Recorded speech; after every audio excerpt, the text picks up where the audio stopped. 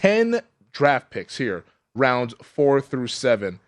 What do you think that this Jacksonville Jaguars team, what do you think they've done so far, and what might they do to add to this team that is favored to go ahead and go back to the playoffs? Well, I think they got hit with the Cam Robinson news immediately, right? So they knew they had to do something there in terms of we lose our tackles, we've got to fix that. So, I think what Balke has done, he's moved around a little bit to get down. He gets Harrison, who may just be, he could be the left tackle, he could be the right tackle, but he's going to be a tackle for him. And I think that'll be a good player for them. And he tried to trade up in the second round to get the kid that the right kid that the Darnell Wright?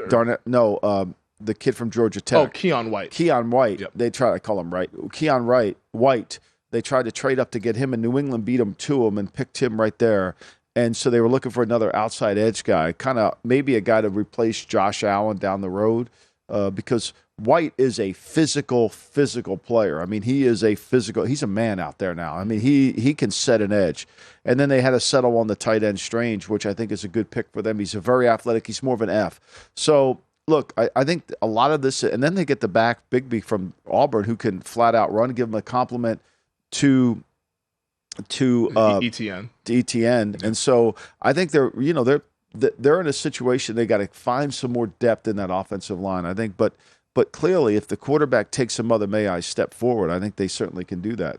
I think a couple of teams are hoping to take a Mother May I step forward. Tennessee Titans, Indianapolis Colts, Houston Texans.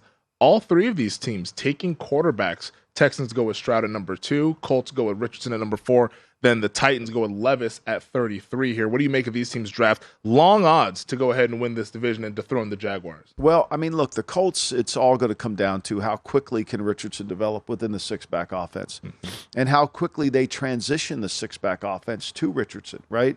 Because you can't operate the Minshew offense and then think about, we got to have an offense for Richardson. You got to have continuity, right? So even though Minshew doesn't run the ball, you got to have to install it as if he could run the ball and just like do what they do in Philadelphia is they separated it out. Now they signed Mariota in Philadelphia so that they can continue to run the six-back offense. I think that's where the Colts are kind of a little bit of a situation. I think the big corner they got in Brents from Kansas State, it kind of gives them a replacement for Gilmore to kind of have some size out there at corner. He's a little bit, I would say he and Joey Porter was really talked highly about. But Brents was one of those guys that wasn't talked about, but he was kind of similar to Porter in the sense. And then they added another receiver. So, look, I think one thing if you're a Colt fan, I don't think things are as bad for the Colts as it appeared, right? They did beat Kansas City at home. I know that's remarkable. They lose twice to Houston, but they beat Kansas City.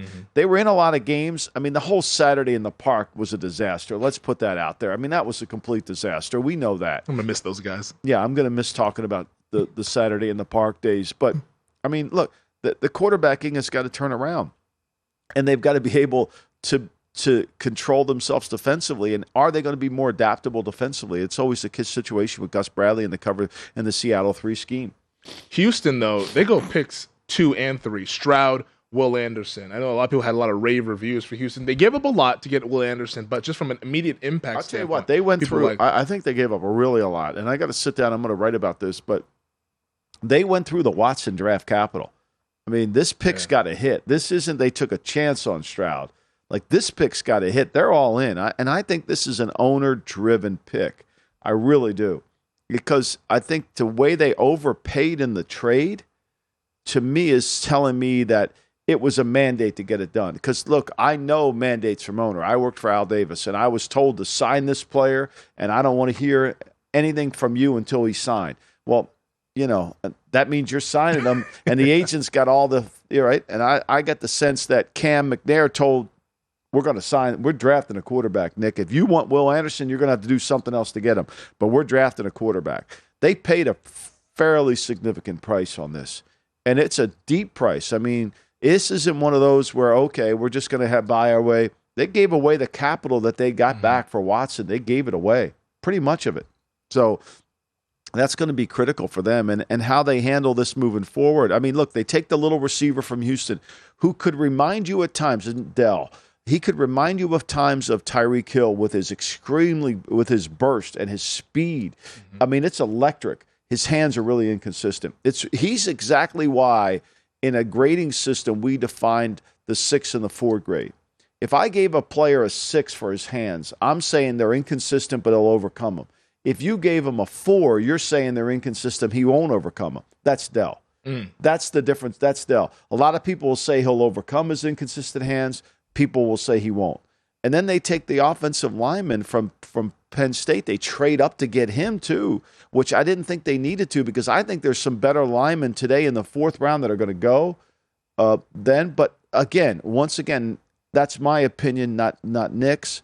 And so you have to go with that. But they're trying to build the team the right way. They just keep adding these receivers that I don't get. If Dell's not a full-time slot and all the time, then to me it's an awful high pick to make. Yeah, they were showing the highlights of Dell when he got drafted. Really elusive when he gets the ball in his hands. Well, but yeah. You make the catching, though, if it's an issue. His catch radius is hard to get to, especially if you have Stroud, who people think Stroud's really accurate. But if you study Stroud on tape, it's not as accurate as you think, especially when he's in a tight pocket. Go to VSiN.com/subscribe to become a VSiN Pro subscriber today.